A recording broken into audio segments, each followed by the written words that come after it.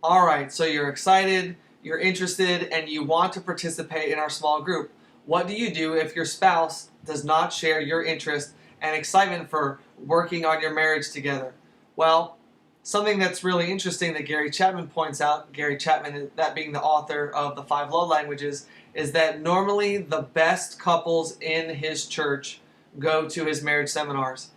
And let me put that in perspective. So the best couples go to the marriage seminars, uh, obviously because those are the people who are interested in working on it. So let me tell you, out of those, only 15% of those couples actually pray together on a daily basis, whether it be silent prayer or out loud. So just to put it into perspective, it might be a little scary to get started on something like working on your marriage. And I know that there's normally a stigma attached to it, but just throw that off to the side. You can do it! You can do it! He's absolutely right. The very best marriages in the church are those people that seek to make them better. So regardless of where you feel like you're at in your marriage, if you actually are where you want to be, those are probably the people who are most interested in working on their marriage because they feel like it's been so good to them, they can make it even better. I once heard a joke, right, about... Well, I guess I'll talk about myself. I'm 44, never been married. People ask me why I've never been married. Good question. Probably because I talk to married people all the time. And you know what I'm not hearing? Enthusiasm. Ain't nobody selling this marriage thing. You wouldn't buy any other product if people talked about it the same way people talk about being married.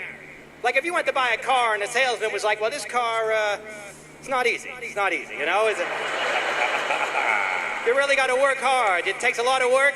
And there'll be good days and bad days with this car. But don't give up.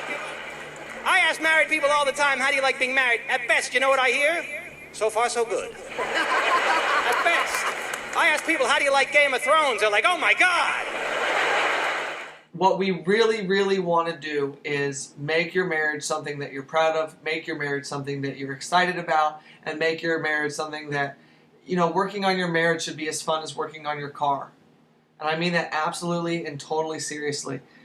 We all know somebody who loves to be out in the garage working on their car, and it gives them a lot of joy and a lot of satisfaction, and they love seeing it from what they started with to, they finish it, and it becomes a collector's item, and they take it out and they show it off on weekends and holidays and things like that. Well, you want your marriage to be something that you want to take out and you want to work on it and you want to make it something that you want to show off to your friends. That's where we want to end up with marriage. So, yeah, don't even worry about it. Be excited if you're in this class. Thanks so much for joining. If you still find yourself being a person who's alone, but you really want to work on your marriage, there's a real big secret to doing that when you're the only person working on it. It's called Chapter 12 out of the book, The Five Love Languages. So open up to Chapter 12, read that, and of course, if you have any questions or comments, be sure to leave them below in the video or hit me up, find me on Facebook, or leave a questions